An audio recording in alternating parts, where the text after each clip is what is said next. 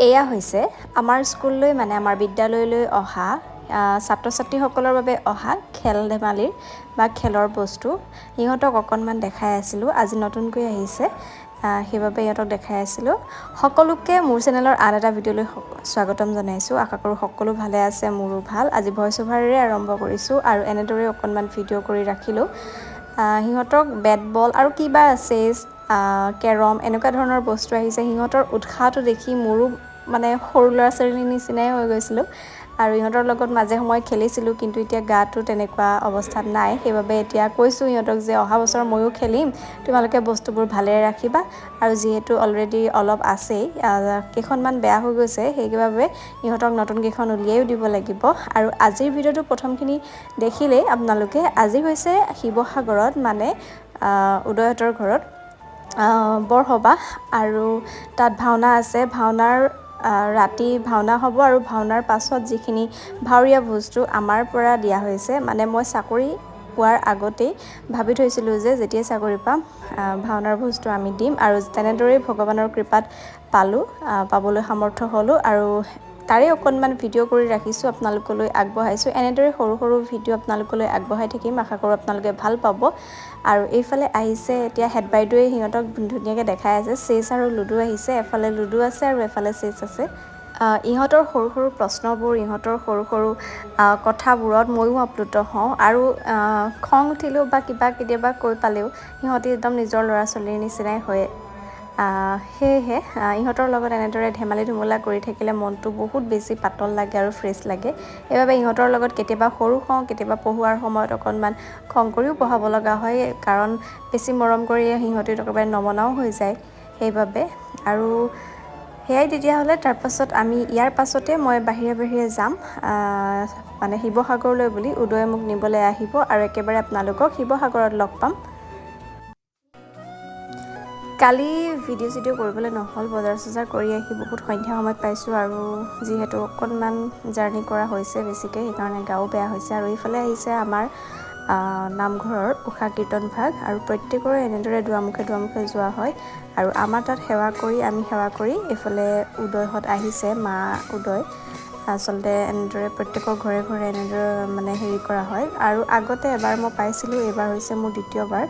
আৰু এয়া হৈছে আমাৰ ৰাস্তাৰ কিনাৰত থকা পৰিয়ালৰ লোকসকলৰ মানে গাঁৱৰ খেলৰ যিসকল লোক আছে প্ৰত্যেকৰ ঘৰে ঘৰে গৈ তেওঁলোকৰ সন্মুখত এনেদৰে উষা কীৰ্তন ভাগ ঘূৰোৱা হয় বা লৈ যোৱা হয় এয়া আচলতে মই প্ৰথম এনেদৰে দেখিছোঁ আগতে ক'ৰবাত গ'লে দেখা হয় আৰু সৌজন হৈছে আমাৰ উদয়াদিত্য বৰা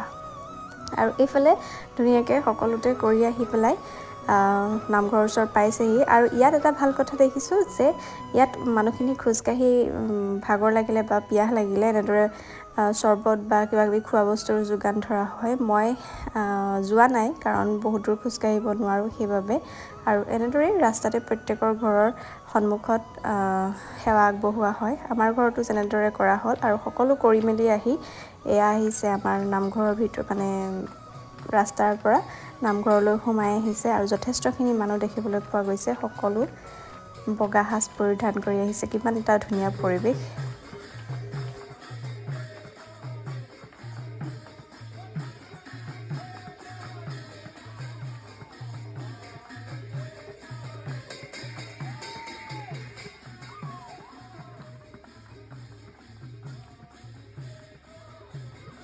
আৰু এয়াই হৈছে নামঘৰৰ ভিতৰ ভাগ আচলতে মণিকূটৰ ভিতৰ ভাগ আৰু উদয় অকণমান ভিডিঅ' কৰি ৰাখিছিলে আৰু এয়া হৈছে উষা কীৰ্তন সোমাই অহা দৃশ্য ইমান সময়লৈকে মই গৈ পোৱা নাছিলোঁ কাৰণ বহুত দূৰ খোজকাঢ়িব লাগে সেইবাবে যোৱা হোৱা নাছিলে মাহঁতে দিয়াও নাছিলে আৰু মই ইমান দূৰ খোজকাঢ়িব পৰা অৱস্থাত নাই সেইবাবে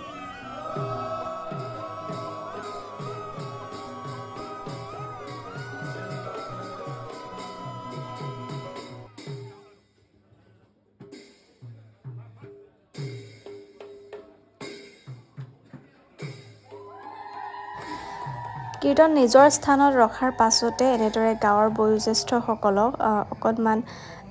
চেলেং চাদৰেৰে তেওঁলোকলৈ সন্মান প্ৰদৰ্শন কৰা হৈছে আৰু এইফালে শহুৰ দেউতাই গাঁৱৰ জ্যেষ্ঠজনৰ যিসকলৰ বৰঙণি আছে বা অৰিহণা আছে প্ৰত্যেকৰে নথকা নহয়, কম বেছি পৰিমাণে সকলোৰেতে থাকে গাঁওখনৰ প্ৰতি, নিজৰ সমাজখনৰ প্ৰতি। এনেদৰে বয়োজ্যেষ্ঠসকলক ক্লাবৰে হওক বা মানে গাঁৱৰ ৰাইজৰ দ্বাৰাই হওক ধুনীয়াকৈ সন্মান প্ৰদৰ্শন কৰিছিলে। আৰু এইখিনি আচলতে কৈছোঁৱে যে পোৱাগৈ নাছিলোঁ, আৰু এতিয়া হৈ আছে নেগেৰা নাম, আৰু প্ৰত্যেকগৰাকী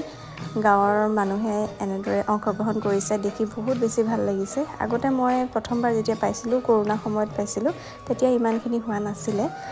কিন্তু এইবাৰ যথেষ্টখিনি মানুহ দেখিবলৈ পোৱা গৈছে। আৰু এইফালে আমাৰ উদয়াদিত্য বৰা মানে মেইন মানুহ হৈ আছে আৰু।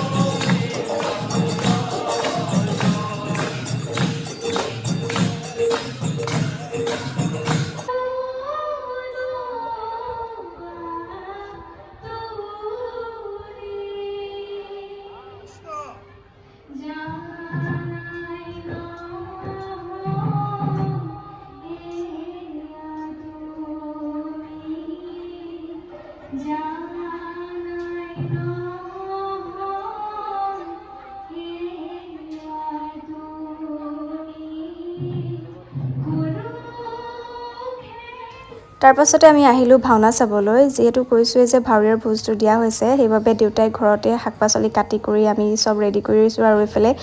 দাদাজনে বনাই আছে ভোজৰ ভাত, কাৰণ ভাওনা শেষ হোৱাৰ পাছতেই তেওঁলোকক মানে আগবঢ়াই দিয়া হ'ব। আৰু এইখিনিতে এটা দেখাবলৈ পাহৰিছোঁ যে আমাৰ আঠখেলীয়াৰ মাও আহিছে, কাৰণ বহুদিন অহা নাছিলে সেইবাবে। আৰু ইয়াৰে অকণমান ভাওনাৰ ক্লিপছ আপোনালোকলৈ বুলি আগবঢ়াইছোঁ।